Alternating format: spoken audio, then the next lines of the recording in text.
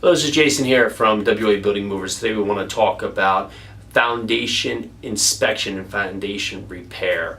So when buying a new construction house, a home warranty can in fact cover foundation damage or foundation repairs that comes up from a new build. However, when you have a house that may be renovated, a home warranty is not available for foundations. Usually it's a service contract repair that the warranty is available for. So make sure you understand when buying a house what you're actually into, so you know what's going to be covered by these repairs, so you're not caught out if a couple of years later you found that there is some damage to a foundation that was pre-existing or may have been hidden behind a finished basement or covered up by other things preventing you from ideally discovering this prior from purchasing the home. A few things to think about. Again, this is Jason here from WA Building Movers. You can check out more videos on YouTube at youtube.com/WA Building Movers. Thank you.